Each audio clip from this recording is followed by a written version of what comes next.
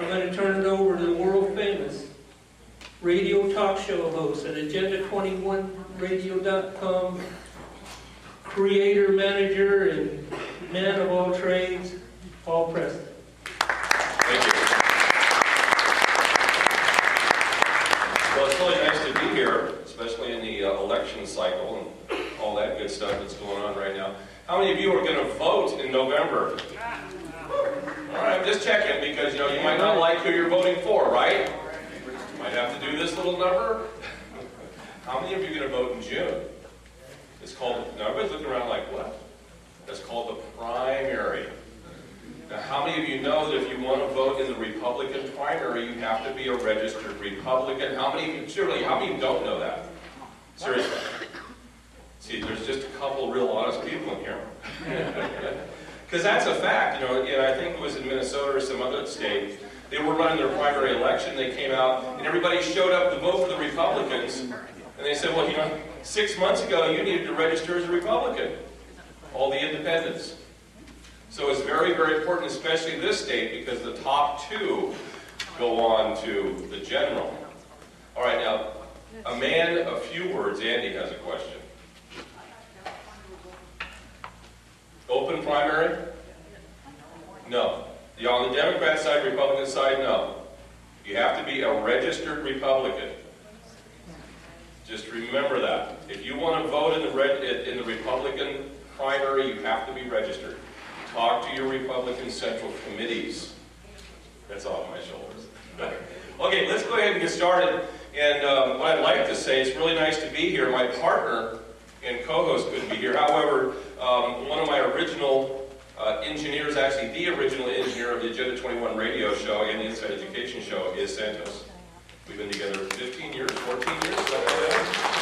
And I credit him with a great deal, the efforts, the success of the show, and what we're doing right now. And if you listen to Live with Lou on Saturday, how many do that? Well, that's Santos doing all that work too. You can listen to my radio show. Here comes the shameless plug. 7 to 10, and you have about 13 minutes before showtime. From 7 to 10, Monday through Friday on 1410 a.m.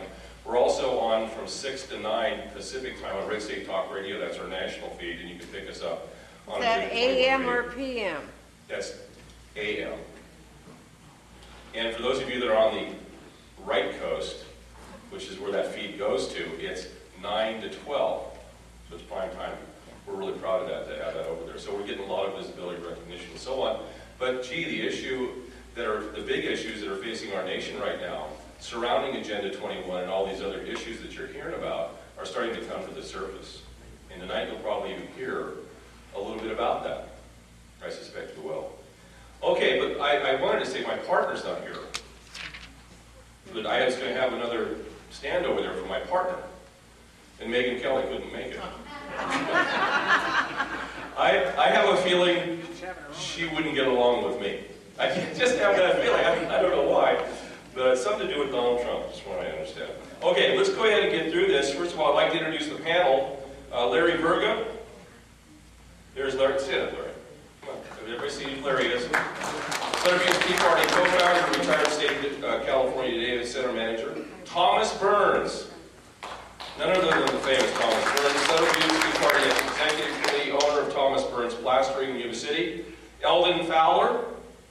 Eldon is the correspondent of the Territorial Dispatch. And he's a busy man these days. Okay, I was given the script to follow. I'm really not following it because I'm a radio guy. I don't follow scripts, but tonight I'll try. Okay, participating candidates tonight, Yuba County Supervisor District 2, John Nicoletti.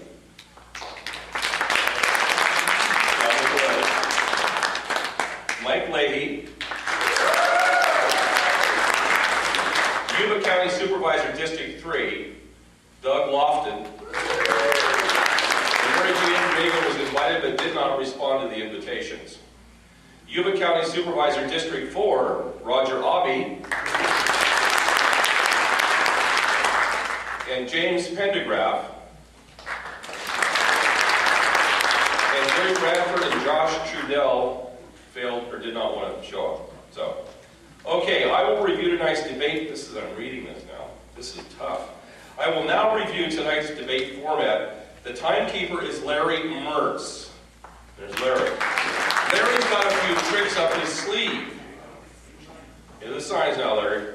Pay attention. He will hold up 3 signs when appropriate. 30 seconds. Show the crowd. There you go. Say, oh, it's on both sides. It's slick. 10 seconds. And finally, that's all, folks.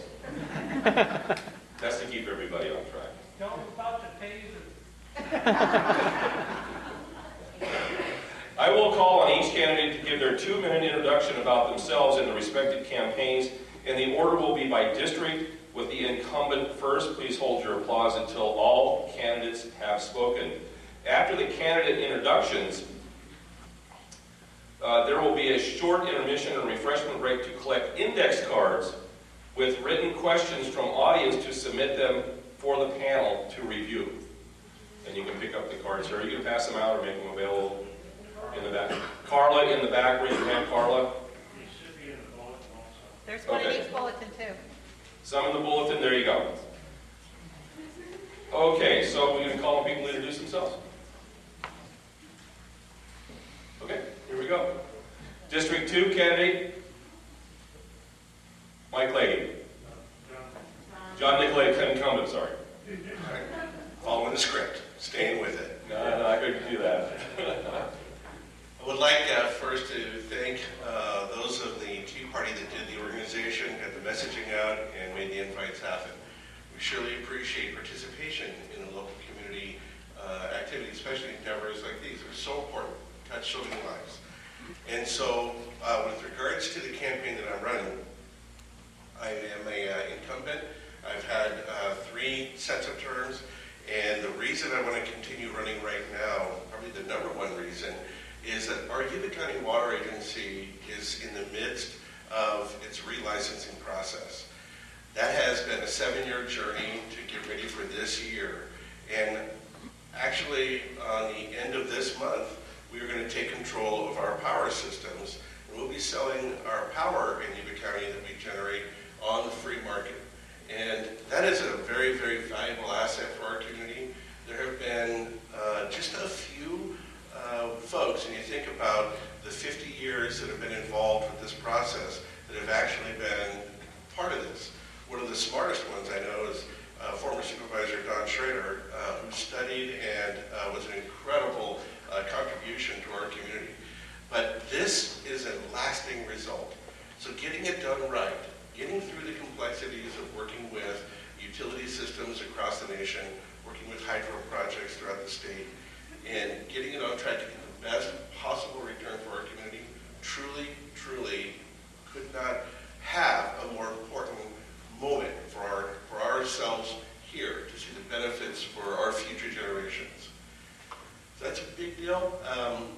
At this point, I'd just like to say it's a pleasure to serve. I believe volunteering and service through volunteering that makes the biggest difference that I see in the community around us. Thank you very much. Glad to be here tonight. Thank you, Mr. Nicolay. District 2, Mike Leahy. First of all, I'd like to thank the Sutter Utes Tea Party for putting this on. Marysville is in crisis, yet our elected county officials have done little to help the city stabilize and grow. The residents of Marysville deserve a supervisor who will be the voice of the people and will fight to restore our city. I was appointed to the Marysville Planning Commission last year, but it became clear that I could do little in that position to affect real change for the city. Marysville needs an advocate at the county level, because if Marysville fails, it will affect all of Yuba County. I've been married to Teresa for 35 years, and we've lived in the area for over 30 years. I run a small business in Marysville, and Teresa works for Lakeview Petroleum, another locally owned business. We have 3 children, 5 grandchildren, and our family was a finalist for the local family, Yuba Sutter Family of the Year. We volunteer annually for the Yuba Sutter Special Olympics, and I help mentor Marysville high school students in the business skills. I served for years as an umpire on the board, and on the board of various little leagues, excuse me. I supported term limits for county supervisor because politicians who stay in office too long forget who they represent. As your next county supervisor, I will fight to restore transparency and trust in the office. My campaign slogan is Marysville Up. It's a play on a popular phrase, cowboy up. The phrase means that you are making a determined effort to overcome a humongous obstacle, and it's exactly what our community needs to do right now. So it's time to Marysville Up. Please help me spread the word and join me and vote for Mike Leahy for Yuba County Supervisor. Thank you, Mr. Lofton. Excuse me, thank you, Mr. Leahy. Yuba County Supervisor, District 3, Doug Lofton. Good evening, and thank you everyone for being here tonight, and also thank you to the Sutter Buttes Tea Party for hosting this event. As stated, my name is Doug Lofton, and I'm running for the Yuba County Board of Supervisors in the 3rd District, which is primarily historic Olivehurst. I'm a lifelong resident of the Olivehurst community, and I've worked in South Yuba County for the last 38 years. My work history is I'm currently the General Manager of Linda County Water District, and as such I manage a staff of 13. I have an operation and maintenance budget of over $4 million, and the capital improvement budget with the district varies from year to year.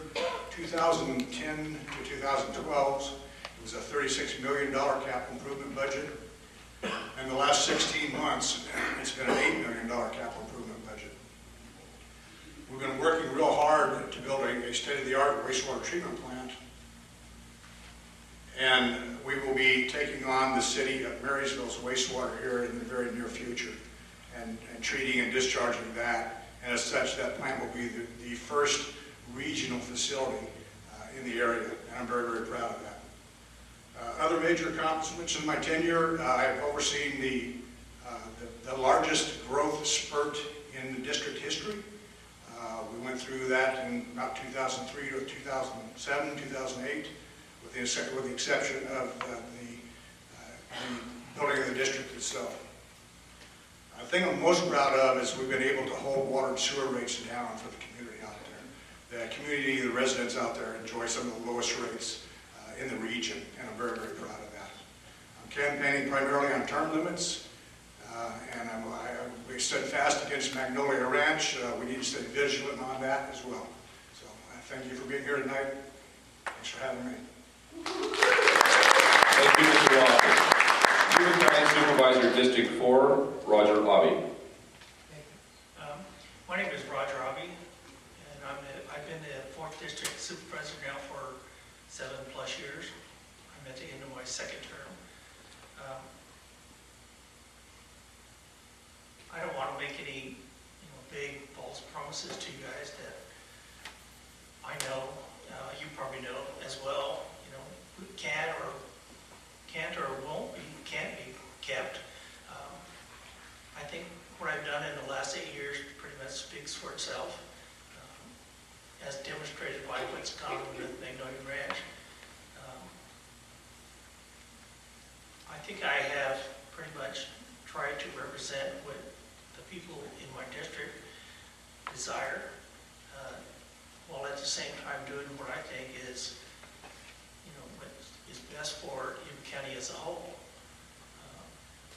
I would just tell you that if I'm re-elected again, that's what I would continue to do. And I would just hope that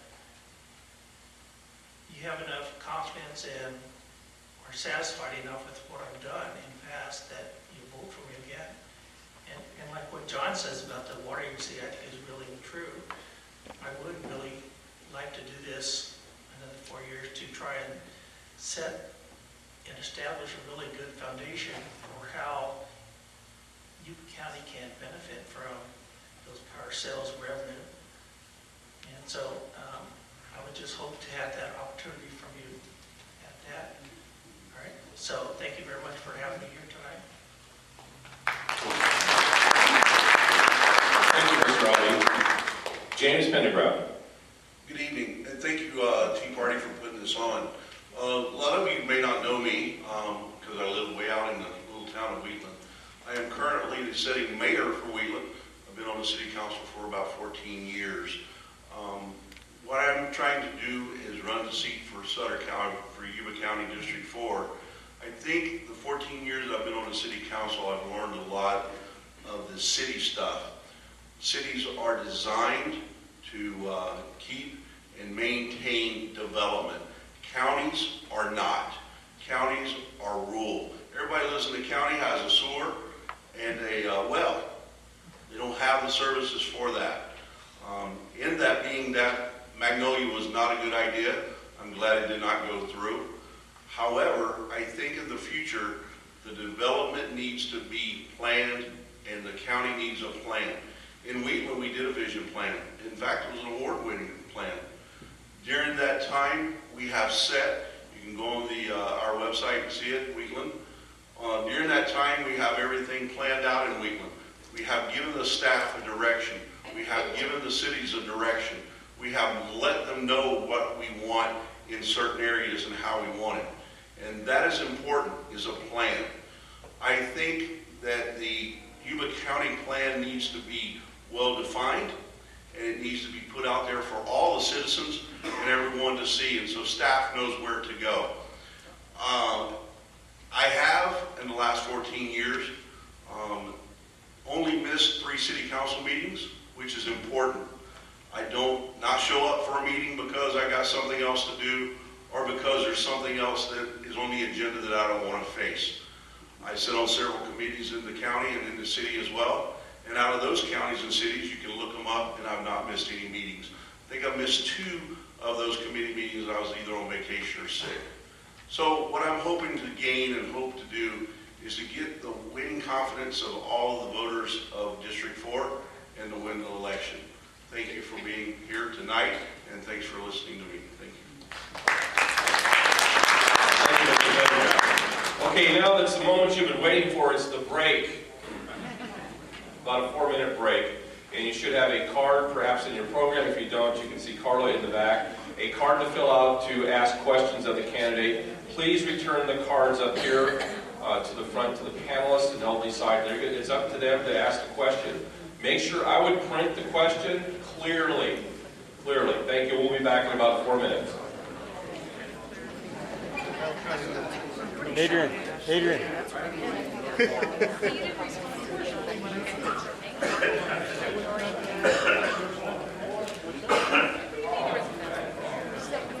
Oh my God. I had no idea you were here. So good to see you. Me too. My friend. I won't be there in the morning, but my... Oh, good. I'm good.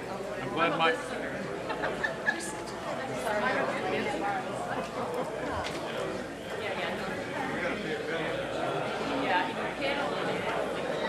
Hey, what's happening?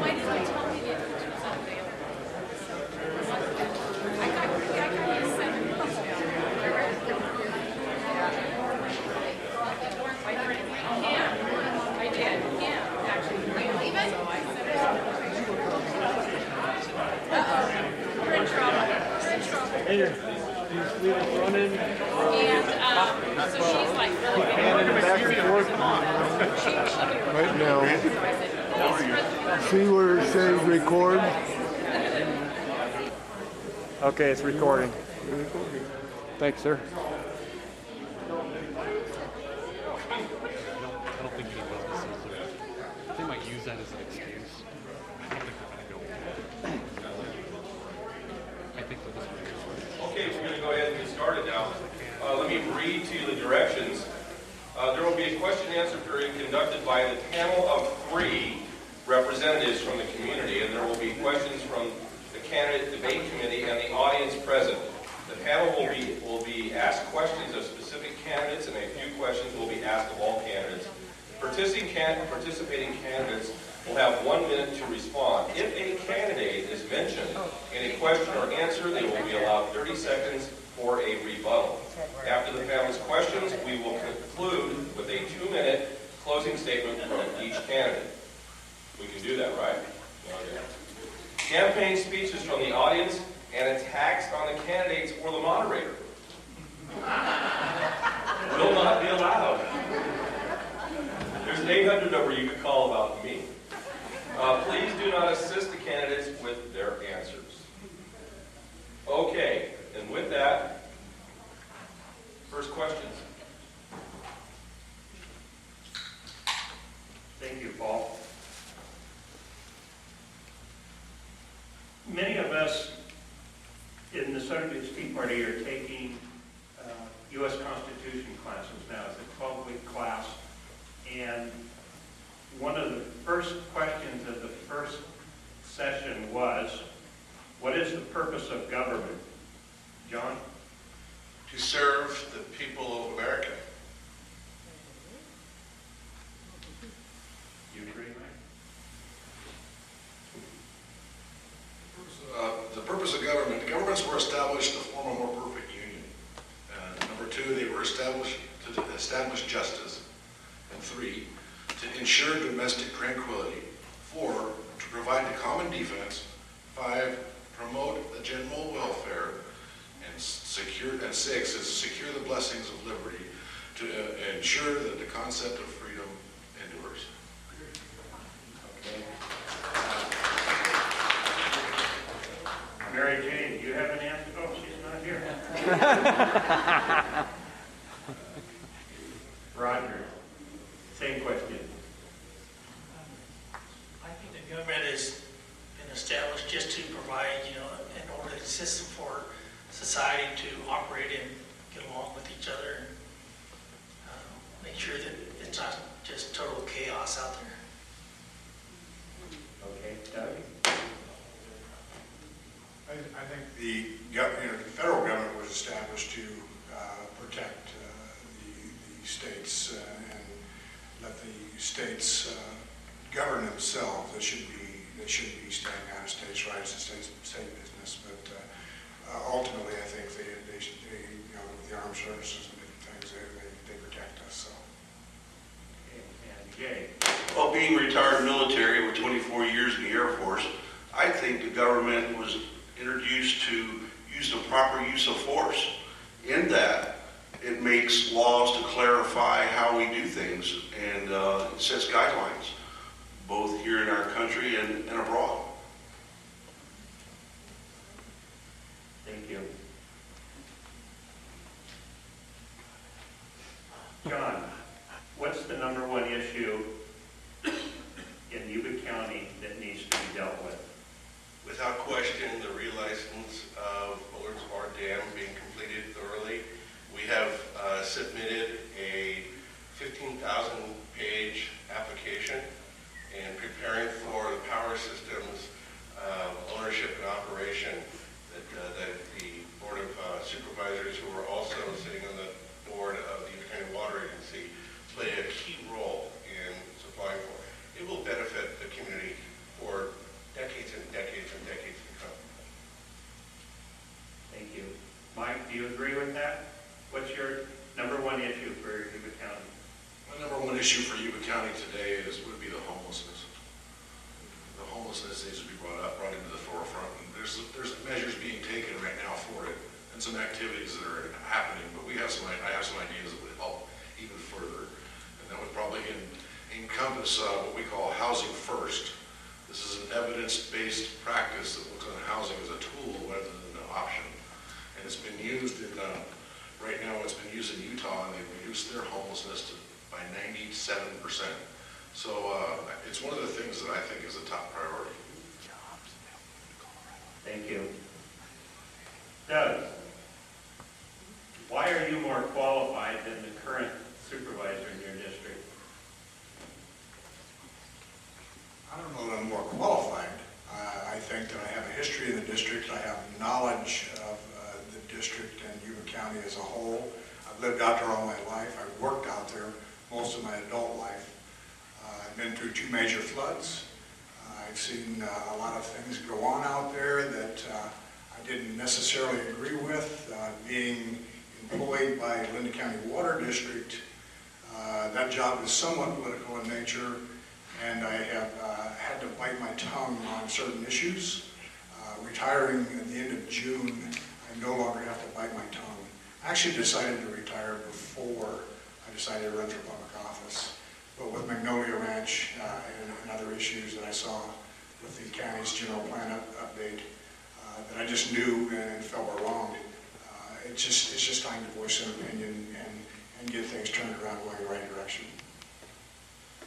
Roger, what do you see as the biggest problem facing you if you're reelected to another term that you were not able to address this last 3 years?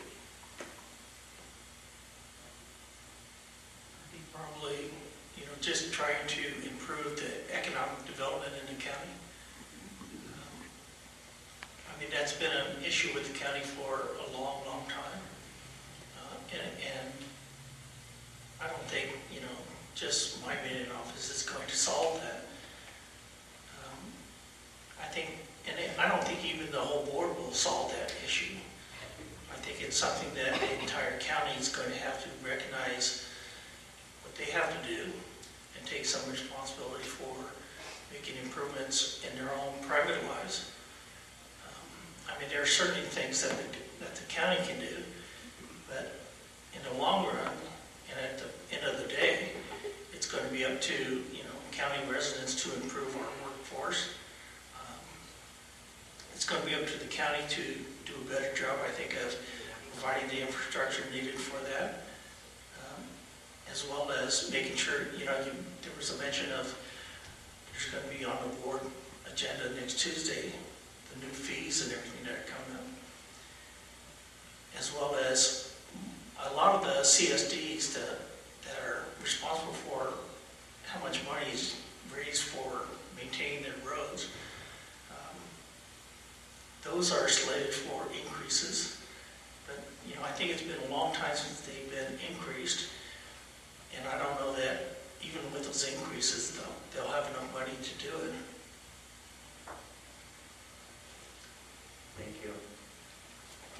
Jay, what do you see as the main problem facing Yuba County, and what would you do?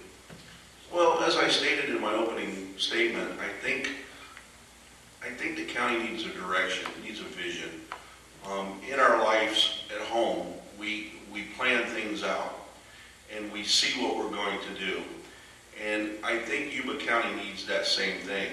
You have employees walking around, and you ask them, hey, what are you doing today? And some of them may say, well, I don't know. Or, what is going to be built over there? I don't know. So I think by doing a vision and having a plan so that people can follow it, and so that just like it's your home, you know where you're going to be or you know where you're going to go. I think that's very important.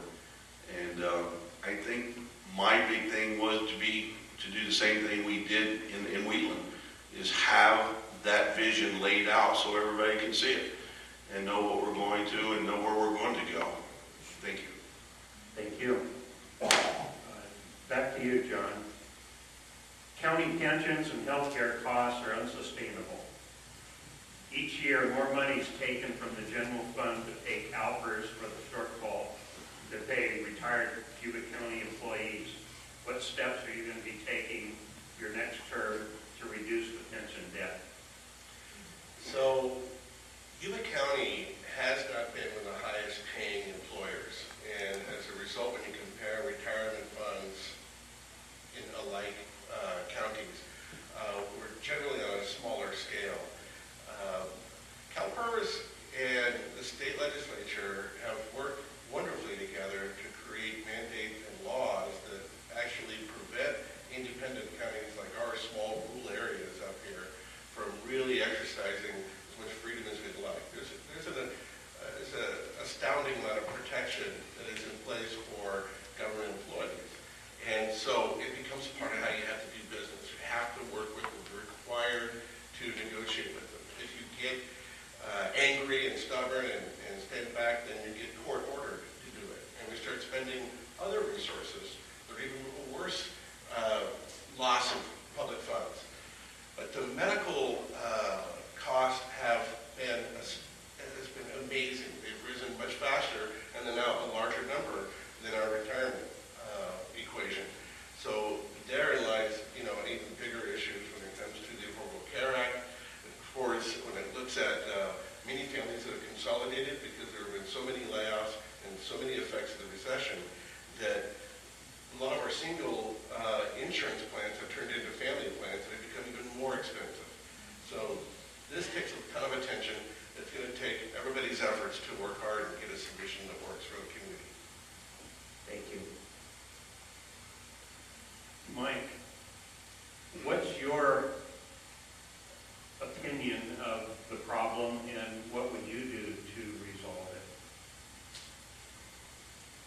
That's actually a pretty in detail item. Yeah, And I'm really not polished on doing this, but I'll tell you what we need to do, and I do say that it's very important that we look into other options. And right now, there's some other options on the table that just don't seem to be being embraced that we may be able to look at. Even though there are the red tape that guides us by the state, I've heard rumor of a different option that may come into play. So, along with the new funditures coming from the electric sales, I don't really see it being that huge of an issue because it's going to grow. It's going to help grow the overall economy if we do it correctly. Thanks. thank you. Go to Roger. Roger, annually unemployment in Yuba County is among the highest in the state when you include those who've given up looking for work. What can you do as supervisor to increase the potential for job opportunities in your district and in the county? I think, what the county can do is to provide that infrastructure needed for commercial, industrial kind of developments there along Rancho Road at the airport. Our involvement, the board's involvement with the water agency, maybe with their new funding, there's about $7.5 million worth of drainage work that needs to be done, out in the airport area. And so maybe the agency can help address some of that. That would make it less expensive for companies to locate out there. I think at the county level, mainly what you want to try and do is simplify and make it easier for people to either start businesses or to expand their businesses. It's not as if, I can come and force some company to come and locate in Yuba County. And so you just have to make it as attractive, as simple, as easy, as profitable for them to come be here. And that's what I would see my role as being. Thank you. Jay, what would you do as supervisor to increase the potential for job opportunities in District 4? Well, we've got some of the best resources here in Yuba County that we need. We got the rail, we got 65 and 70, we got 99 right there. Just like you have hubs, you sell the hubs, you sell the idea of, hey, you can catch 65 and catch 80 and go north. You can catch 70, go down 5 and go down to LA, or you can go north. You've got to tell these people, these businesses, you've got to sell what you got. You've got to get that rail yard right off of Rancho Road, expand it out a little bit. Right there, you got a way to get your goods on the railroad or by trucking. And I think that's part of it, is selling it, making it viable for your business to come in here. I don't think enough has been done personally to do that. And I think maybe just going out and talking to people and using social media. Thank you. Thank you. That's okay.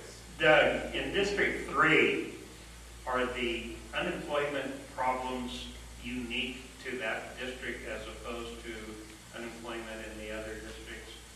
And if so, what can you do about it if elected? I don't necessarily know that the unemployment issues in District 3 are any different than they are anywhere. Unemployment's unemployment. I think that the issue of job creation in the state of California is just a difficult prospect for any community with the environmental laws that we have to deal with, coupled with the high taxes on business. I think, having said that, I think it's important that it's a collaborative effort between the county and cities, the special districts, to sell ourselves. I think it's important to let the people know that we're out there, to let them know we have a central location, that we have an abundance of groundwater, we have the wastewater infrastructure in place to accommodate their needs.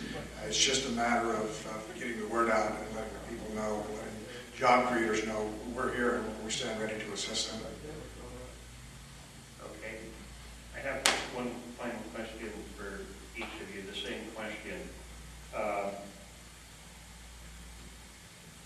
explain what you believe sustainable development is, as defined by Agenda 21, and give us your position on sustainable development grants and why you believe that way. We'll start with John. So this is a process that really has deep roots now, and it has been an effort for a long time. My belief of what the statewide government has tried to achieve through the Agenda 21 process is to relieve itself of the burden of coming up with infrastructure and kind of expecting residents to become, self-holding little models. They've used solar, they've talked about water above the house, collection. It's a strange flip when the responsibility was really to be really good at that piece of work. What we've done in terms of development is really kind of finished what's been started, stuff voted on prior to the 93 period, okay, Lewis Lake, so it really got built without any of those considerations. And so moving forward in this state, the complexities of California. It's a one-party system. And for rural areas to try to expand its economy and to develop, it is not an easy process where we live. We just hired a group from Arizona to help with Greater Sacramento economic development, and they never heard of CEQA before. And they're shocked at the bar that a business has to go through to even open its doors in this community, California. So, yeah, it's a serious problem for those of us out here, living in the countryside. Thank you. Mike, the same question as it relates to Agenda 21, sustainable development grants, and why you believe that way. In 1996, when they brought out the Sustainable Development or Agenda 21, it was through the UN, and it was an unagreed unilateral decision. And one of the problems I have with it is biodiversity.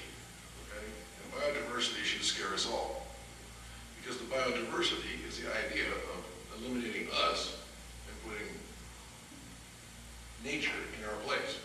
Because if you actually look at the finished biodiversity map, it's 85% of the United States has been turned over to nature. So I'm not only opposed, I believe we have found a way to stop it in its tracks, and it's with one word: coordination. Thank you. Doug, the same question, and I'm going to throw in roundabouts, traffic calming, unique to District 3, I think. What's your... That would be fair. Let's get away with it. Well, with respect to Agenda 21 and some of the issues there, the global warming stuff and the United Nations mandates, I've never really bought into any of that personally. The roundabout issue in the 3rd District, I think it's a SACOG grant, and it's perhaps being sold as a safety issue. I'm not buying that either. I think it's perhaps a reward for service on SACOG. I think we're going to accomplish the same thing a lot cheaper with stop signs, and there's a lot of people out there that are opposed to the roundabouts. Everybody I talk to is not in favor of building a roundabout. It's European, it's not American. Thank you. I didn't mean to throw you a curve. We did have a couple of questions from the audience on the roundabouts in your district, so I threw that in there. Roger, getting back to the original question on sustainable development as defined by Agenda 21, give us your position on sustainable grants and why you believe that way. My understanding is that with the Agenda 21 thing and the sustainable communities, what they would like to do is have these small communities where you like to work or walk to work or do your shopping and so forth. And those types of things may work in big urban areas. I think And if you want to live in a place like that, then that's where you should move to. But the problem I have with it is that the state seems to want to make the whole state that way.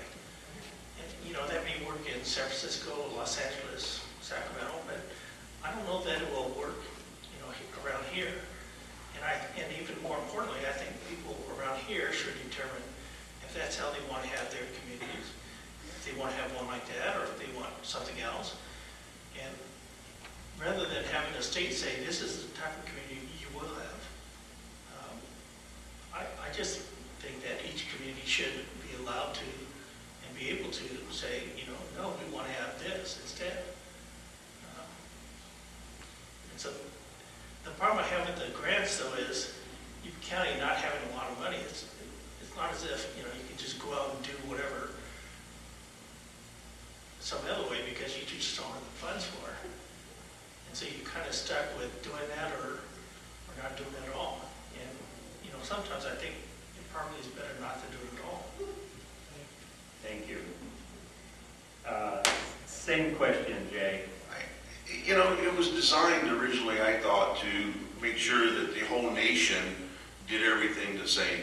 And I think they missed the mark on this because not all of the communities want the same thing. Not only that, but California is different than North Carolina. California is different than Texas. Different people have different attitudes about what they want in their communities or what they want for their land use. So I think they missed the mark. I do agree with Roger in saying that if you want to have those if you want to live there, then you can move to that kind of environment, okay? Lincoln Hills and Lincoln. People choose to live there if that's what they want to do. So I think it's a choice. I think that's why we live in America, so we can have choices. Thank you. Thank you. I'm going to pass the mic on to Elvin Fowler now.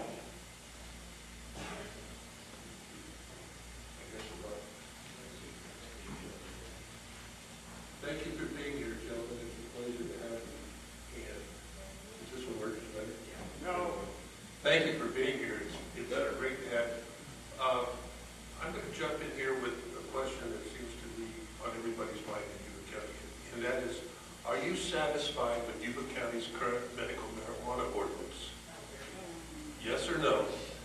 And if not, what changes would you make or recommend? Starting with John. So we have a second ordinance that's out there now. It's been met with an extreme resistance, and it is much tougher for businesses that are trying to grow. Excuse me, but Mike, can you turn off your, there you go. Now we can hear you. Okay. Speak in the microphone. So ostensibly what has occurred is the people that are trying to make a business out of this, transport it across state lines, have all been clipped. I think the current plant count, we kind of guess, our best guess, is about 60,000 plants grown in Yuba County last year. We were able to take and confiscate 12,000 of those plants. And the toxicity of it, the intensity of the THC changes everything about it. It is so much more dangerous and so much more damaging to human beings now. I think for the first time we're going to see some long-term serious issues come through society as a result of these plants that are so jammed full of steroids and so altered that it creates such a serious problem.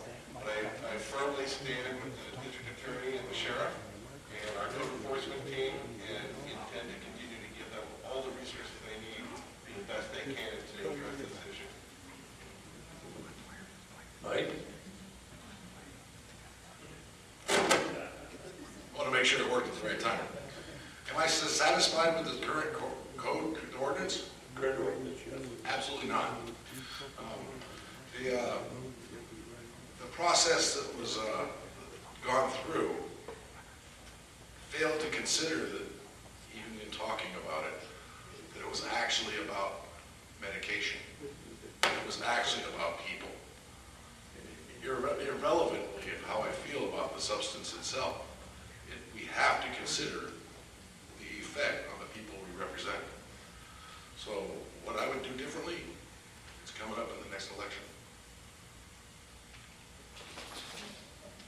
Thank you. Doug? Actually, I'm not satisfied with the current ordinance as it stands.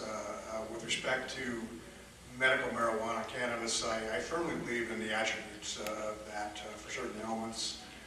With the outdoor grow issue, obviously we can't go back to the Wild Wild West 99 plants in your backyard, a residential neighborhood, with the crime and different things that it brings. The biggest issue I have with the ordinance is the fact that property owners are being assessed for their properties where they have tenants that may be growing pot in the backyard. I mean, tenants have rights, so as a landlord, you can't just go check on everything. Recently, the county just assessed properties out there, some of them for $100,000, one of them for actually $200,000. These properties are not going to sell for that amount of money, and I'm concerned that we as taxpayers are going to be stuck with abating those properties or bringing them up to code before they can be sold. And I would change that aspect of the ordinance. Thank you. Roger? I would say yes, for the most part. I'm satisfied with our current ordinance. I mean, you were saying you didn't want to hear about any changes. Yeah, if you can recommend, or what changes would you make? You know, the main changes I think I would make would have to do with what Doug's talking about. I think that landlords do have more of an ability to learn what's going on at their property. I would like to see the county do something in terms of, if you've had grows in the past on your property, that information is then provided to those landlords, so that at least you know in the past it's gone. Maybe now you need to know, I should go and check my property, especially in June or whatever, to see if that's happening. Is that it? Yep. Thank you. Jay? I would say no, and the incumbents have to say yes. They're the ones that passed what's currently there, right? So I say no, and the reason why I say no is, number one, there needs to be a state agency in charge of the marijuana initiative, number one. They're leaving it up to the cities and the counties to make their own rules. So everybody's got different rules. There's nobody controlling those rules. Again, it was passed for patients that needed it for medical reasons. And I think it's gotten out of control. However, I think as supervisor, we could come up with a rental housing inspection program.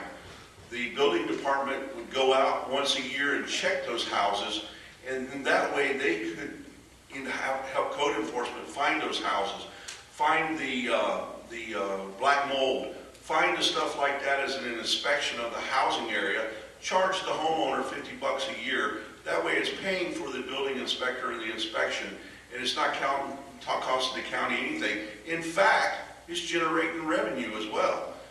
And finding the homeowner, what is that going to do? We're going to take the house and sell it for $100,000, but we're charging them $200,000 fine at a $100,000 house? What sense does that make? Thank you. Thank you. I'll let the audience jump in here with a couple of questions that I'll ask, but bear with me as I try and put these two together. What are the candidates' positions on the Magnolia Ranch specific plan, since it may be brought back before the supervisors? And then to follow on with that question, a request to allow voters to decide the Magnolia Ranch land use issue was recently denied by the Board of Supervisors and also fought in court by the county. What is your view of the referendum process, and when should it be used? So I know that's kind of a complex question, but what is your view of the Magnolia Ranch specific plan, in as much as it may be brought back, and then talk about the referendum process, if you would, starting with John. So, where the Magnolia specific plan was is within the community boundary of the general plan for Yuba County. So it has contemplated, since the general plan update that occurred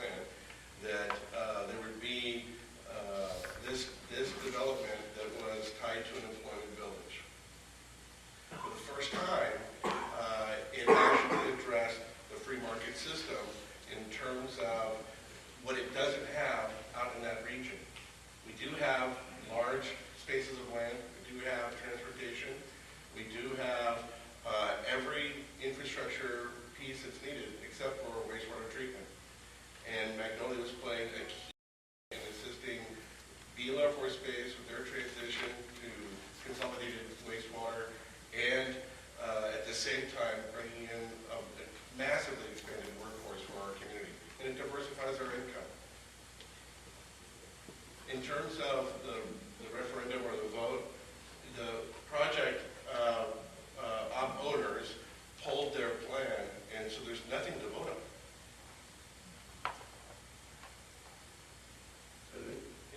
Okay, thank you. Mike?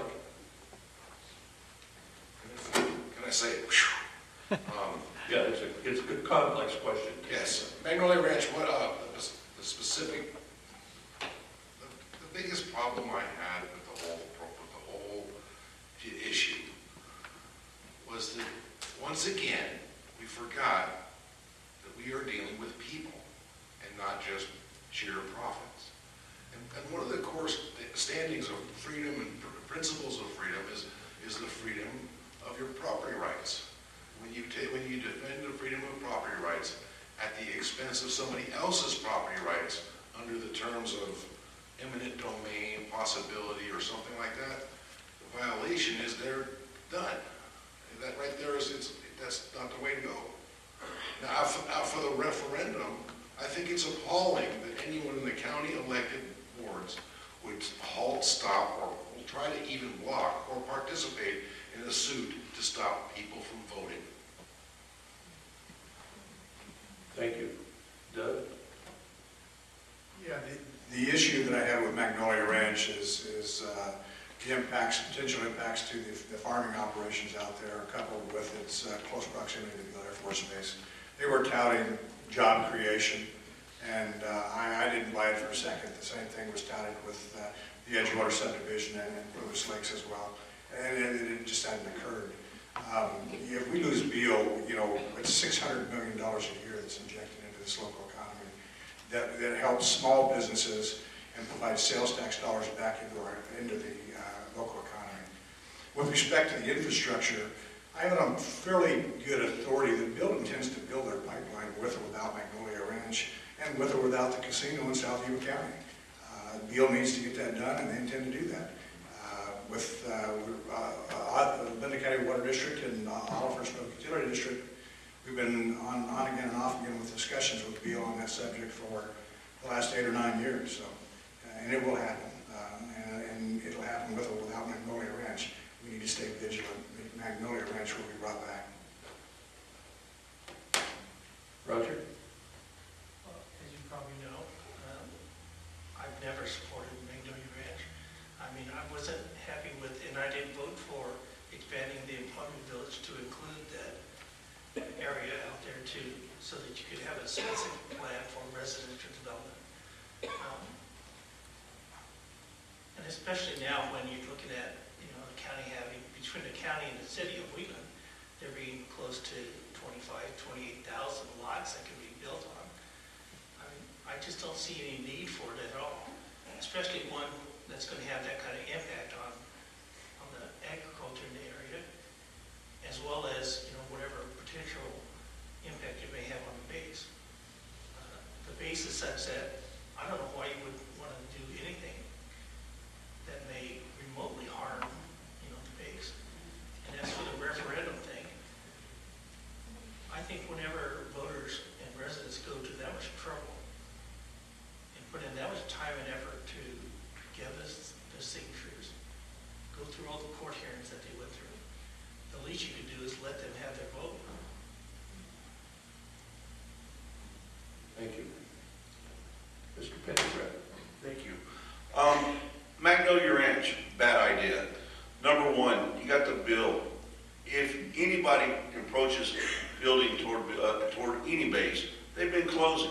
Look at your statistics across the United States, number one. Number two, you got Edgewater and Magnolia. Edgewater and Plumas Lake. You got Plumas Lake down there where the sign says Future Shopping Center.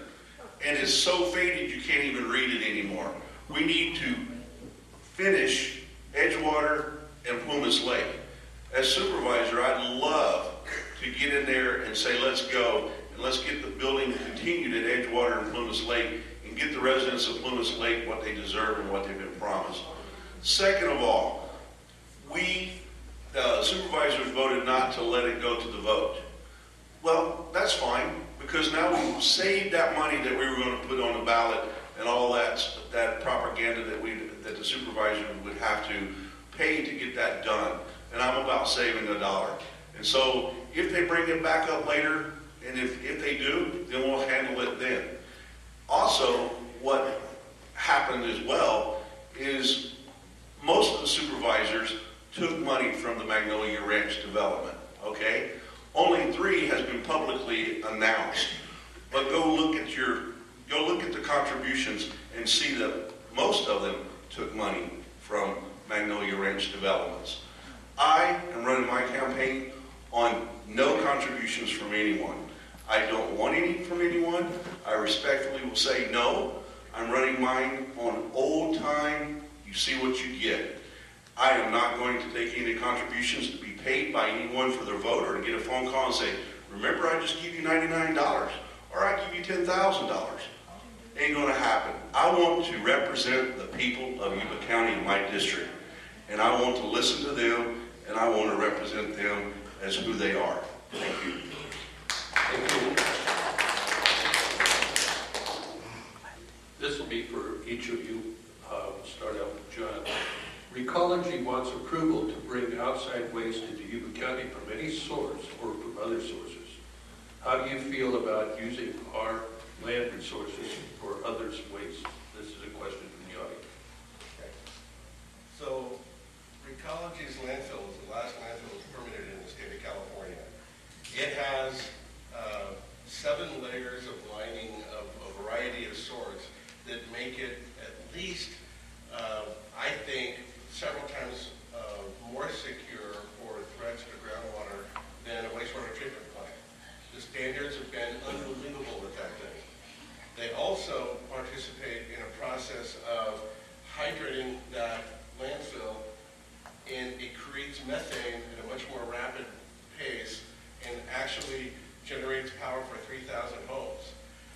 When they talked about a rail line coming in, the sludge that they were talking about bringing in is identical to the stuff they're getting from Yuba City today and have been getting for years. It's identical to the stuff that's already gone into that place for a long time. The difference is there was an agreement to bring Yuba County about $20 million a year that has been abandoned. And I think that would have been used for community benefit and would have improved quality of life for all. Thank you. Mike? The question again. I'm sorry.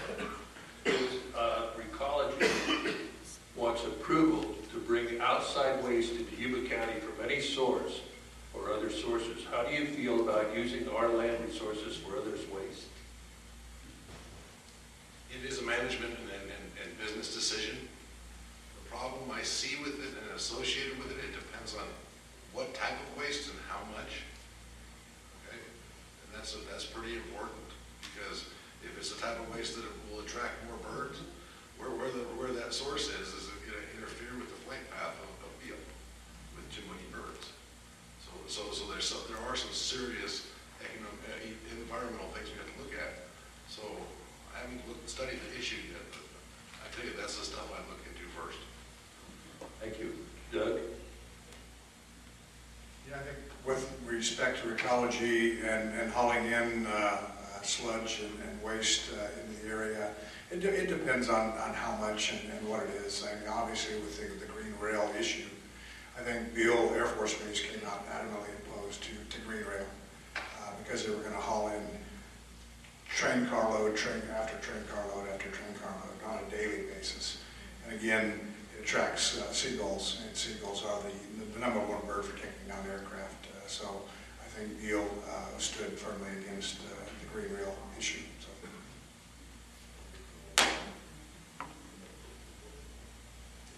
Roger? I think that, with that green rail project, the fact that at their scoping meeting, the base representative showed up and voiced their opposition and concerns, referencing the bird strikes and things. And again, why would you want to do something like that would put at risk probably one, if not the most valuable asset in the county? And you can't tell me that if, some bird brings out in one of the lines out there, the bases have been looked really long and hard at closing it because they're just not going to take those kind of risks. And so I just don't see the benefit to the county to run that risk. And I think that there are things in life that I don't think you can, I don't care how much money you put on it. We said a whole joke about, would you take 20 million for your wife? And now we're just haggling over the price. And so I think there are just things that are more important than, straight money. How much money are we going to get? So that's how I look at it. Thank you, Mike. Mr. Pittsburgh. Again, it's a no. When you start messing with the base and start messing with the planes and the flights, it's nothing to mess with. That base is too important to this local economy. And the veterans in the area. There's a number of veterans in the area. And unfortunately, there's some homeless veterans in the area too that need to be dealt with as well. But I think when you're talking the rail, the green rail, I think it's not a good idea. I think that it can be studied maybe somewhere else. I don't know. I know one thing. Someone has to take trash. And I'm not saying Yuba County or Sutter County. But if everybody said no, where would our trash go? So somebody's got to do it. Maybe there's a better idea out there. Get some experts together and study it and figure it out. And maybe it can go to another place that's out in the middle of Nevada somewhere where there's nothing and go that way. But I think there's answers. I just think that everybody has to collectively get together and discuss it and put their heads together, as anything in life. Thank you. Thank you. This will be for each of you, and it's a little difficult to ask here as I look at it. The county council's office may be costing, and I won't go into the dollar amount because I'm not sure, but their advice to reject and then appeal the ruling of the Magnolia Ranch petitions and their ordinances managing the growing of marijuana have all been overturned by judges. Would you look to make a change in personnel in that department?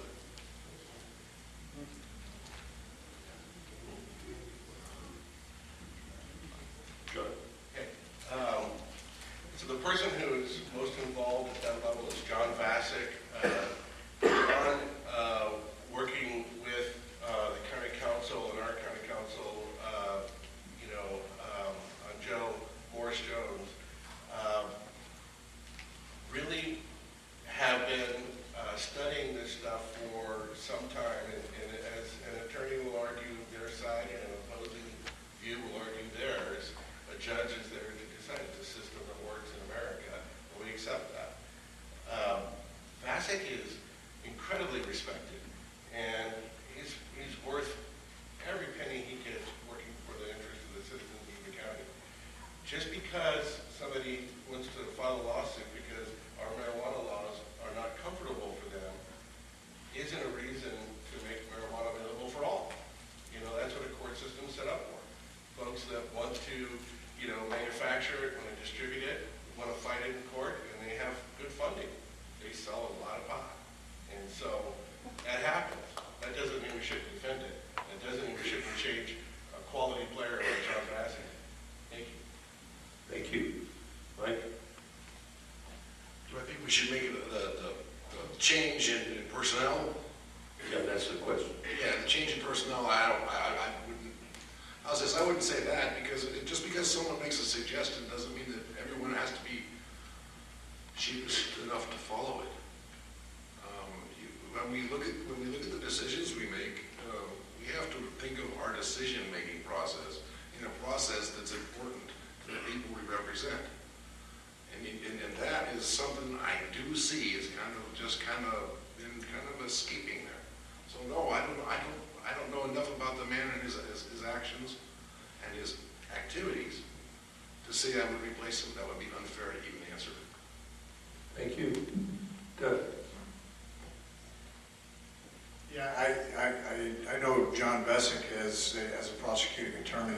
I think his background is in law as it applies to prosecuting criminals. I don't know what background he has in other types of law. I think that the county has been given bad advice with respect to the marijuana ordinance, and they have lost case after case after case. I stated my position on that earlier. With respect to Magnolia Ranch, I did kind of miss the referendum issue a while ago on the last question.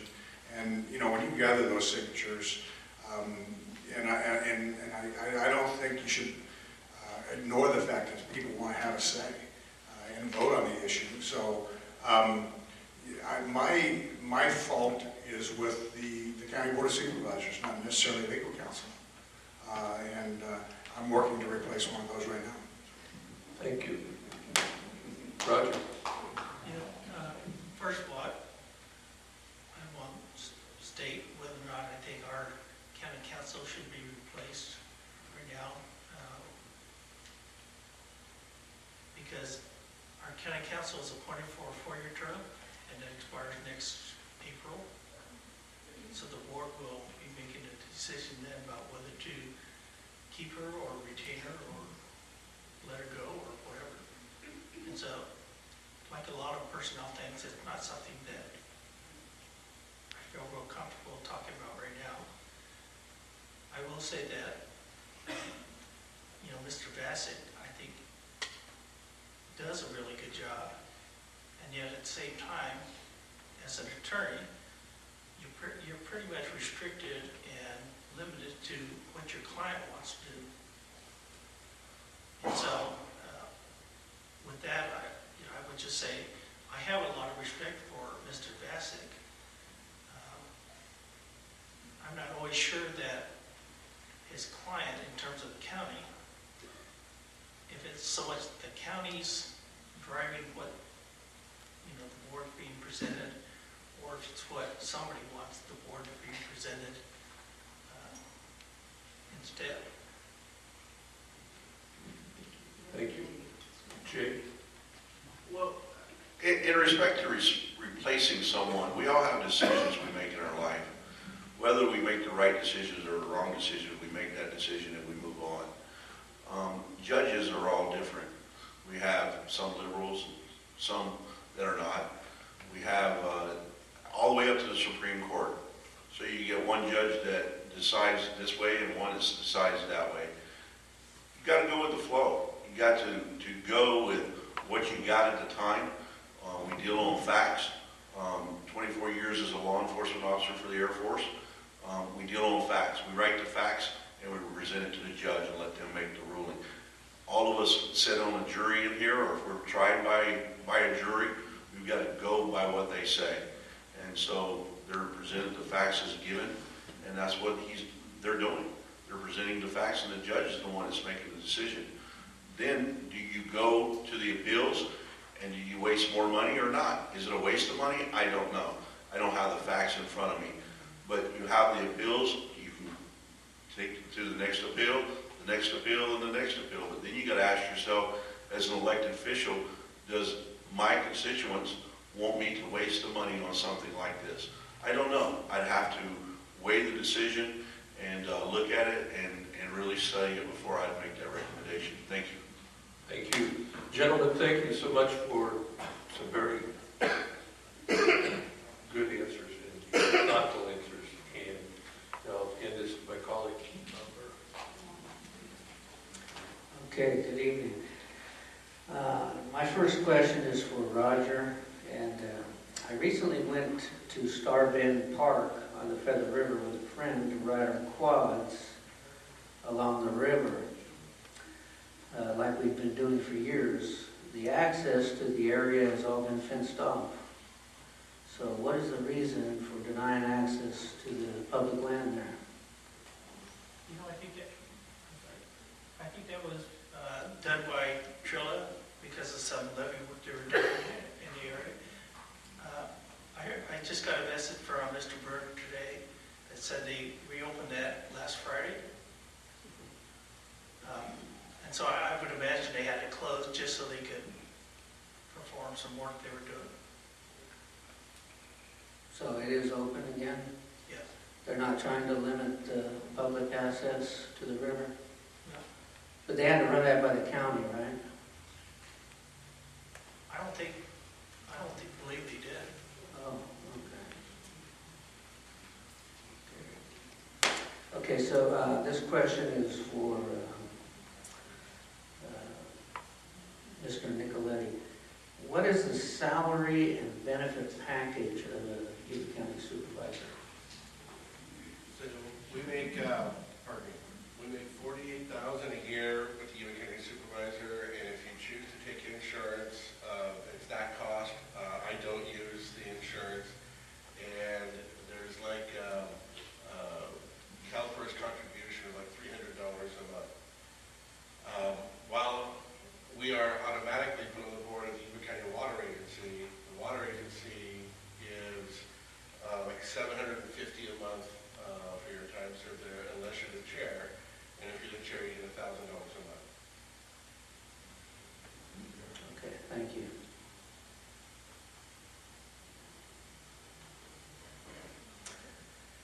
Okay, this question will be for Mike, and it is, what will you do as a supervisor to enhance the interaction between county employees and the general public? Thank you for the question.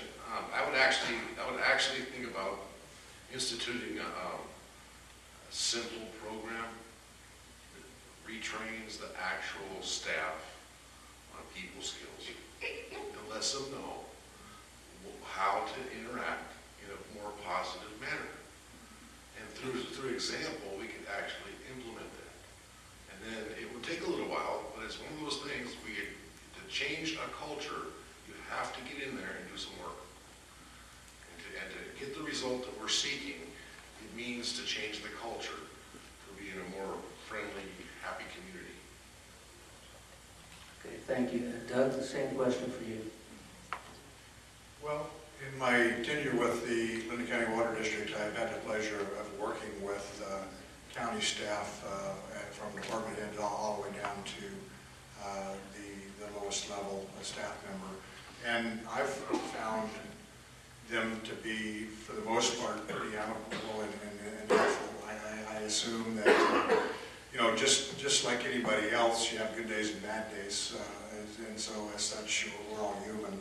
You know, I do think that, and I don't know what kind of programs the county has for training employees and that type of thing, but I do think it's very important to remind staff that you do work for the public.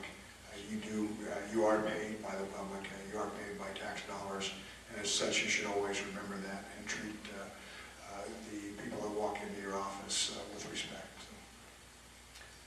Okay, Jay, the same question for you. How would you deal with that? Thank you. I agree with these guys. The thing though is when you're in a county, you're working for the public. When you're a county employee, everybody in front of me is their employer, employees or employer. I'm sorry. And I think a training program, managers, everyone being in a good mood, everybody being happy. Sometimes it could be a visit from one of the supervisors into the section and saying, hey, you guys are doing a good job today. Or sometimes it could be sending something. We just heard of the salary of the supervisor. I don't need that. I mean, that's gravy to some people. Some people are retired or whatever the case may be. So take that money that is being given to you and reward your employees. Send them to lunch one day. Send one of the departments to lunch one day and say, hey, go have lunch on me. And be positive for your employees. I ride around Wheatland on my days off. I have every other Friday off. And I have a cooler in the back of my car, and I go and find the work groups and the employees and give them sodas and say, hey, here's a soda, or here's something. And just talk to them for a minute to get them to understand that I care about them, that I care what they're doing.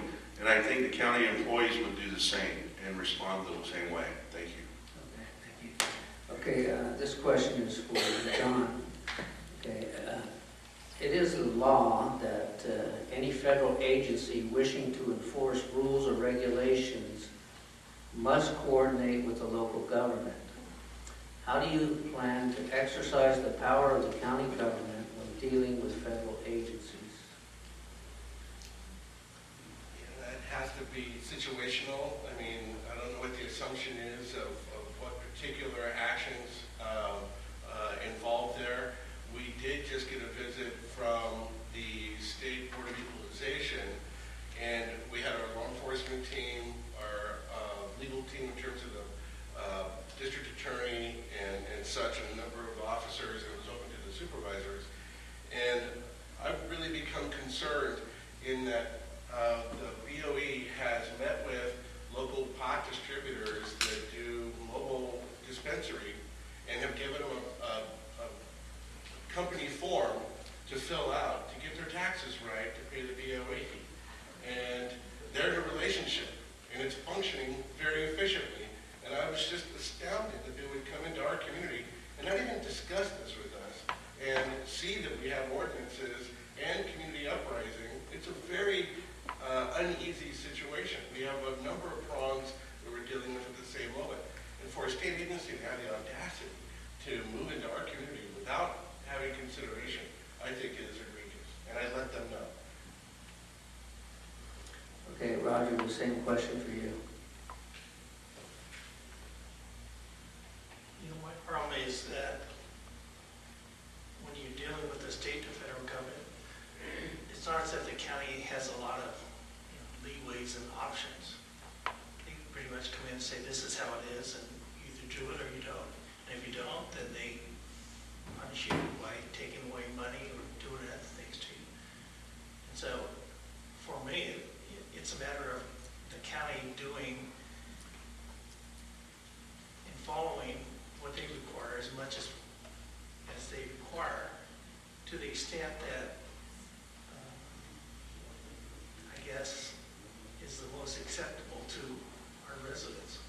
That would be my desire to see them do. I mean, you know, if there's something that says you have to do this, then maybe you have to do it up to that line, but I would not see and ask, you know, our county to go above that if that's not something that our residents want to do. Okay, so you see the federal government as having the ultimate authority over the county? Yes. You do? Okay. Mike, what about you? How would you deal with that? So, just to reframe the question for me one more time. Okay, it is the law that any federal agency wishing to enforce rules or regulations must coordinate with the local government. How do you plan to exercise the power of the county government when dealing with federal agencies? Thank you very much. It is the law. It's an obscure law written into every regulatory by the federal government, and it's an obscure law, and an elected official of the government needs to claim coordination. We need to actually state that we are now in coordination, and then we have an equal footing on the federal, on the same level as the feds, to argue, debate, or change. And the coordination process runs the whole time. There's a big difference between coordination and cooperation. Okay, it's a big difference. And coordination is what they used in Reading to defeat CARB. And so it's very established. It works, and learning and finding out the right way to do it is going to benefit the people of our community. Thank you. Okay, this is for Mr. Pendergraft.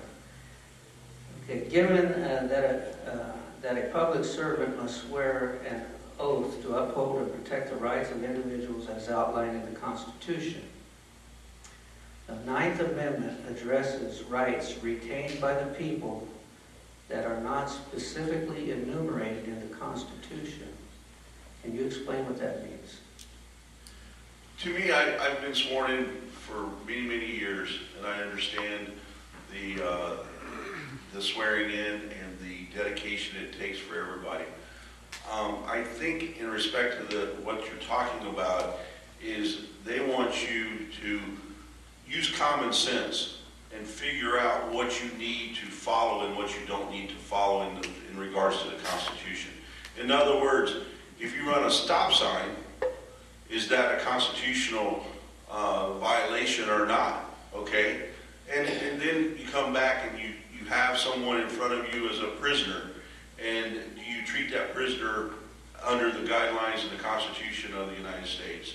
And so you have to enable yourself as an elected official that is being sworn in and taking the oath to heart. And you have to follow the rules and regulations and the Constitution at all times to ensure that you're doing the right thing for the people and by the people and for the people. Thank you. Okay, thank you. And Doug, I'd like you to answer the same question, if you don't mind. Yeah, with respect to the United States Constitution, I mean, it's there for all of us, and with the Ninth Amendment, I'm actually at a loss right now. You got me on that one. I mean, and I hate to admit it, I really do. But, you know, constitutional rights are set there for all of us to protect us all and allow us the freedom to speak and other rights as well. And along with that, the state constitutional rights as well. Okay, thank you.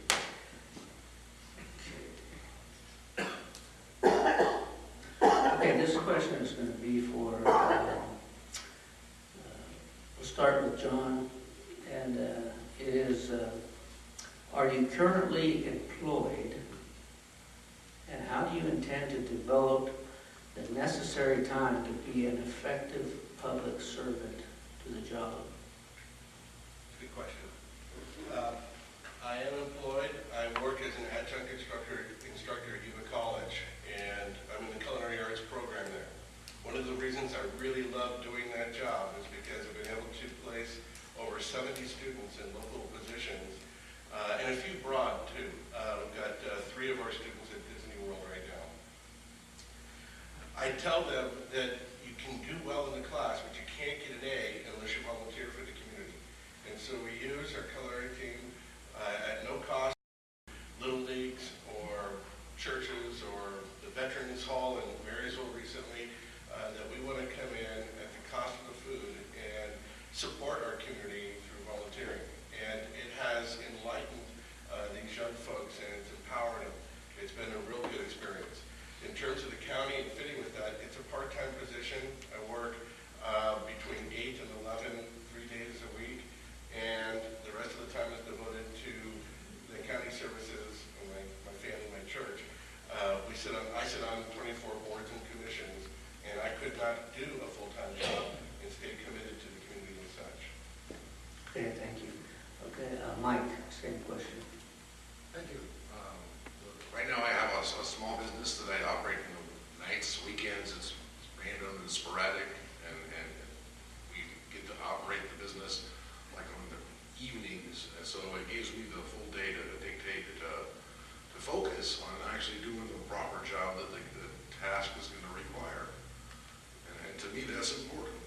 So, yes.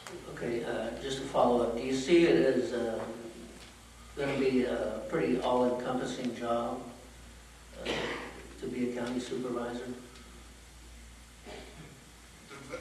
I really believe there's a learning curve. I'm going to be behind the learning curve to actually learn all the procedures and the proper things I have to do. Would it be taking up all my time? I don't know. Would I be willing to commit all my time? I wouldn't be up here if I was not. Okay, thank you. Okay, Doug, the same question. Well, as stated earlier, I am currently employed, but I will be retiring June 30 this year. If elected, I won't take the county supervisor seat until after January. As such, I believe that the county board of supervisors are busy with attending meetings and different things. It's sort of be a different schedule for me, a different kind of busy. But with respect to that, the only boss I'm going to have moving forward is my wife. And I just bought her a gun and I put her through a CCW course. Yeah, I think I'll be ready to handle the job. Okay, Roger, same question. I have about almost 40 acres of walnuts that I grow, and fortunately, two of my oldest boys now are old enough that they can work that and do a lot of that kind of stuff. So it doesn't require as much of my time as it has in the past, which is fortunate because this job is probably average anywhere from 30 to 50 hours a week that you're gone doing different things. And so, you know, I would just say that going forward, as long as my kids, you know, are willing to stick around and take care of the orchard and so forth, I don't see any problem in being able to devote the time necessary to the job. Okay, and being in that job, it does take quite a bit of time, doesn't it? Yes, it does. Okay, thank you. Jay, same question. Well, I am full-time employed. I'm actually employed as a DoD civilian out at Bill Air Force Base. In 2005, when I retired, I started working out there as a DoD civilian. However, I will tell you this, I do not take any job lightly. City Council is very demanding as well. However, I've been able to juggle that schedule around. 36 months ago, I started at school. I just finished my bachelor's 18 months ago and just finished my master's in February with a 4.0 grade average. I've also played Santa at Christmas. I will start growing my hair out. It's already started growing out now. I will start my beard in July. And I am a real bearded Santa, where I do social events. I play Santa out at the base for the children's Christmas party for the last 10 years. Being a pilot, have come in on the YouTube to about 580 kids. You can go to my website and to my Facebook, J Pendergraph, and see those photos. In fact, I'm very proud this last year, Christmas morning, I got a call, and my picture was on the ACC, which is our headquarters for Bill's website, with me as Santa coming out and saying hi to the kids. I do it free for the local organizations, and so I know how to juggle a schedule. I am dedicated to everything that I do. I have a wonderful wife that we've been together 34 years, and we'll celebrate our 26th wedding anniversary this year. And she is very, very on board with what I do and the dedication. And yes, I am ready to give that dedication to this job if I get it as well. Thank you. Okay, a little follow-up there. You don't plan to be Santa Claus with the county's money, do you? You know what? Here's the deal. I am not going to give up being Santa, because I'll tell you why.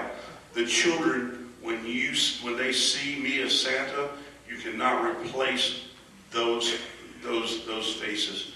And it is something that I cry when I come in on the YouTube and see all those kids there, because they believe in me. And I don't take it very lightly. I take it very serious. And I will not give up that as well, because I can juggle that schedule and make it work. Okay, thank you. Thank you.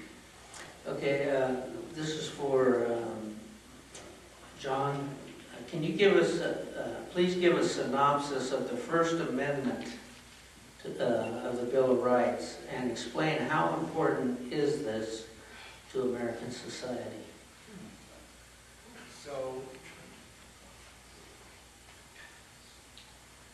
you know, I'm having to rack it. I wasn't tuned in to needing to do a constitutional class for y'all, and getting your 12 weeks head start on us is, you know, kind of funny too. So we have, you know, the freedom of speech, we have a right to liberty in this country, and there are things made up within the Constitution that has empowered this nation to be the greatest of all time, because of private property rights, because of a free enterprise system, because of the advancement of medicine, because people were able to have an exchange of ideas without fear of being arrested and, you know, thrown into a dark cell. And it's something that has proven itself so many times over. I just love being in this country for all my life, and standing with the Constitution is just something that's a natural joy for each of us. Okay, thank you. Okay, Mike, how important is the Fourth Amendment to the people, and why should we be concerned if we have nothing to hide? That's a confusing question, because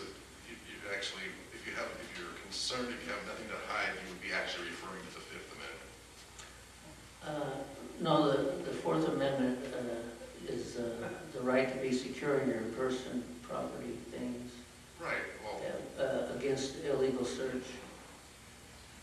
So, oh, well, third ball, right over my head. Actually, what's important is due process. And one of the main concerns is if we start a slippery slope and assault one, then the next one, and the next one, and what we do is we have that open window of interpretation that you've heard people talk about. Well, it means this to me, it means that to me. The scariest is the living, breathing document that changes for people's opinion. Okay, so to me, that's the scariest. So it's very important that we have our freedoms, and you know, it's very simple to say no, you can't search here. So and that's within our rights. So when you framed it under the being afraid of the recommission, that's where my mind went a bit. okay, thank you.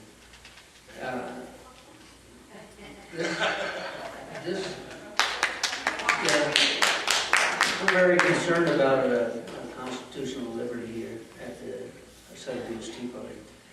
And we believe that every one of you that swear an oath to it should know it.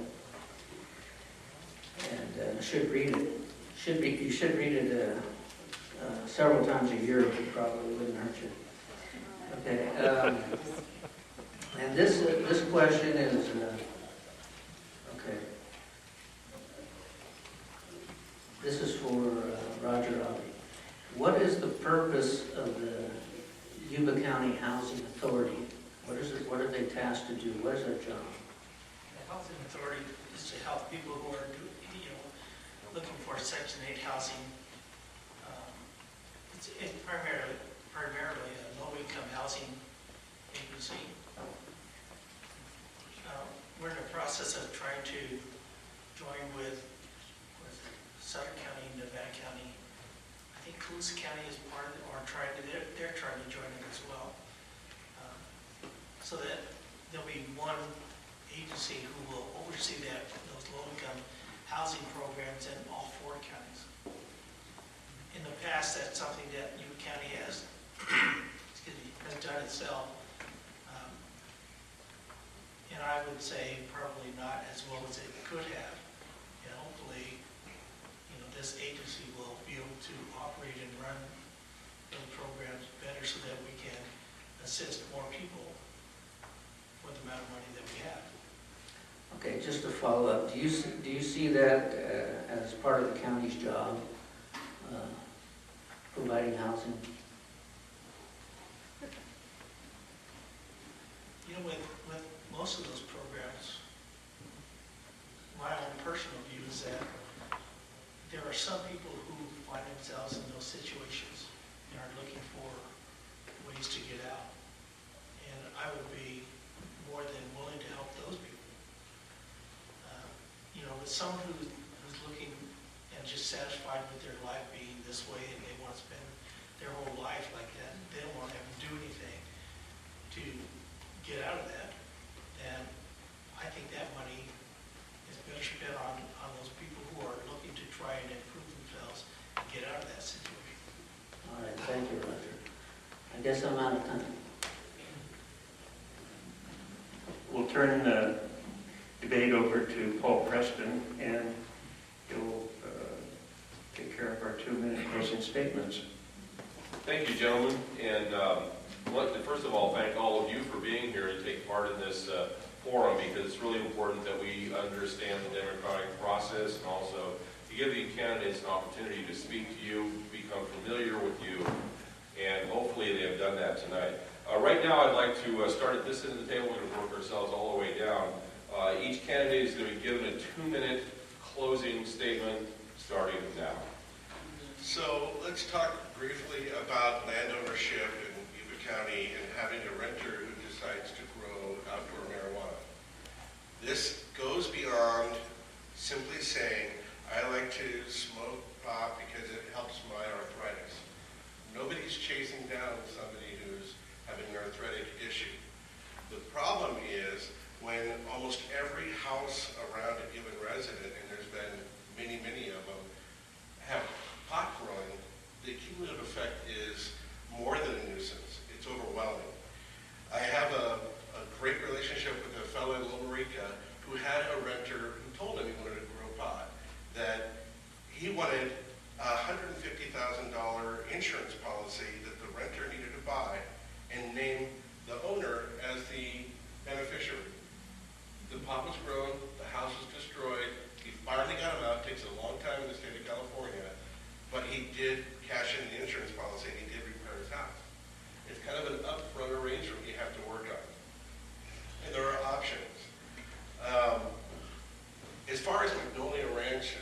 was mentioned that there was an eminent domain threat.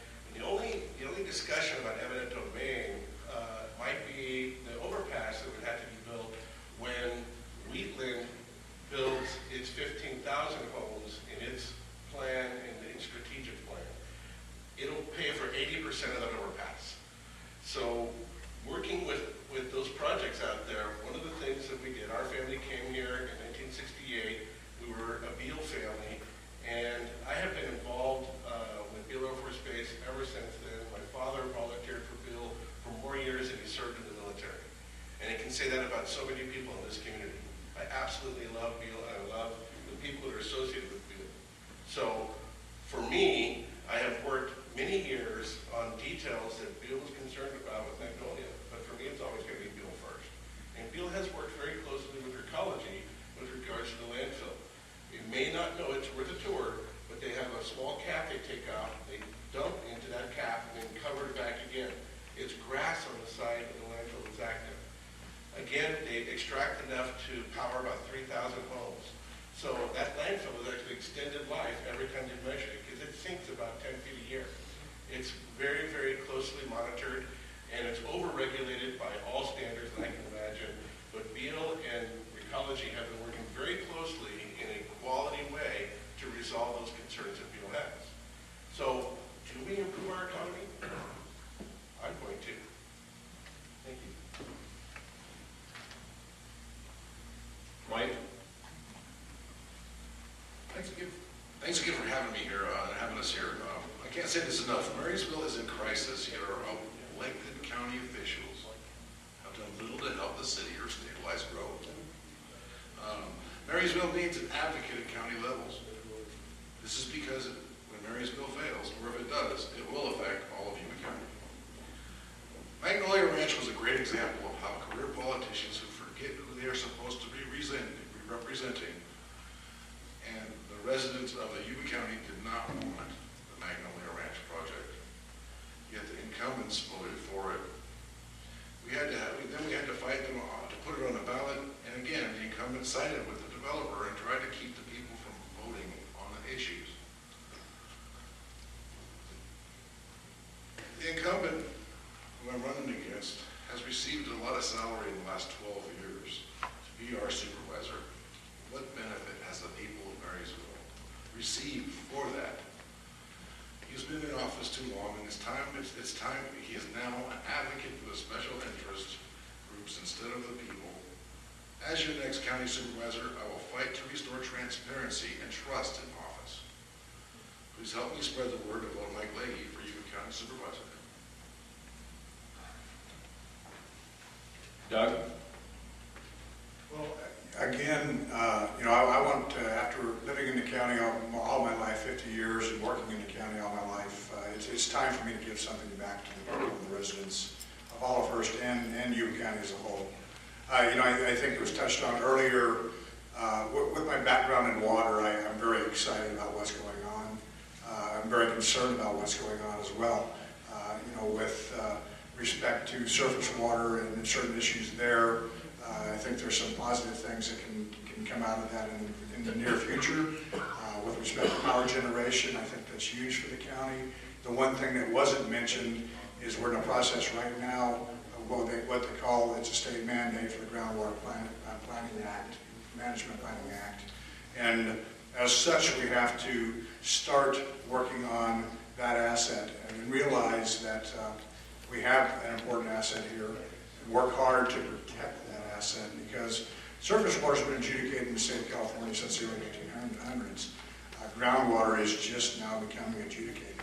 And the state of California and the people in Sacramento are looking right here in our backyard.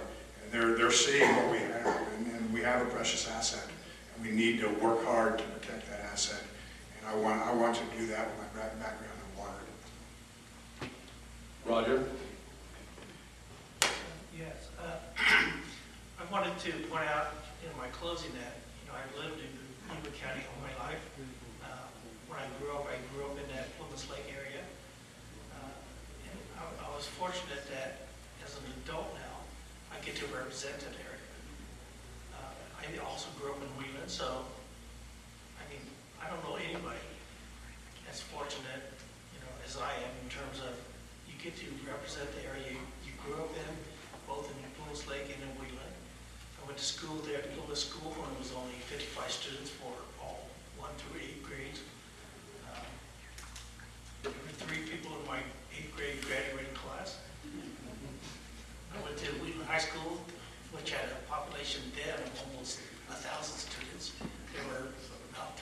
50 kids in my freshman class. From there, I went to Yuba College for a couple of years, got an admin public justice degree. On to CSU Sacramento to get a bachelor's of science degree in criminal justice.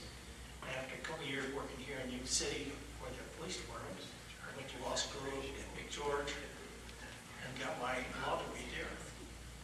And I think with all of that, you know, the time I spent growing involvements, all the experience that you gain from each one of those helps form the basis for making good, common sense, you know, solid decisions based on what, you know, my neighbors, people I grew up with in Yuba County, what they are looking for and what they want to have. And so with that, I would just ask you for the opportunity to keep doing that. Jay.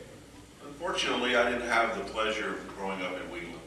However, I did have the pleasure of serving everyone in this room for 24 years in the Air Force and retiring. My children did go to, they started in Lone Tree in Far West on base and graduated from Wheatland High School, where I have been a member of the Booster Club for the last probably 25 years. I cook at all their home games, and I think I've missed one time that I did not cook at a home game for the football team. I'm very proud of that because I like to serve our community. Not only that, the senior trip for the Wheatland High School seniors, me and Mrs. Eagles went for 22 years straight. So I give the dedication and back to Wheatland.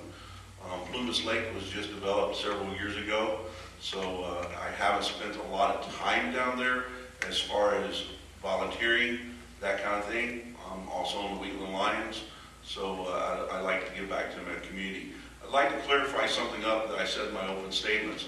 I said the county residents are hooked up to sewer. I should have said septic tanks and water.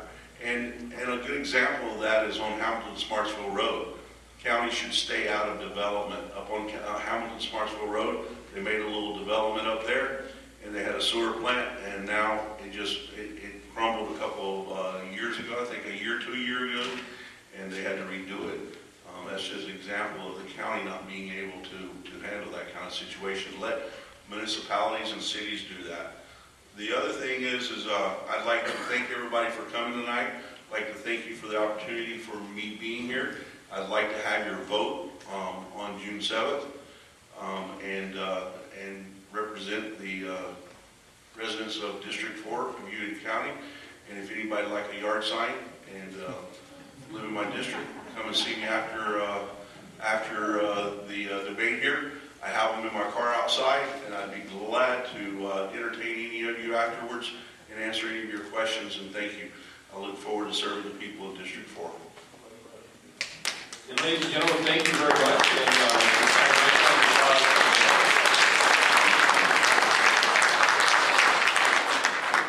Naturally, I'd like to thank the Sutter Tea Party Patriots and our panel here. They did a fantastic job. You guys were great listeners. You know, one of the greatest skills you can have as a leader is the skill to listen. Listening is perhaps the best leadership skill of all, and you guys did a great job and really appreciate that. Hopefully you took away a lot of good information here. And I know you guys all got your constitutions. I know that that's going to be avid reading for you. Probably tonight. Anyway, and we encourage everybody to take our Constitution classes here. They're actually full. We open up a class and they fill right up. And I think we have in the current class that we have right now 30 people. 33. I'm sorry, 33. Which I think we were only anticipating 20 to begin with, right? 5 to 10. 5 to 10. So you can see what's going on. There is a new revelation, I think, in the American psyche, if you will, about the Constitution. Because we have strayed from the Constitution, and so have our leaders. And it's pretty obvious. And of course, this is a very unique election year. I think everybody senses that.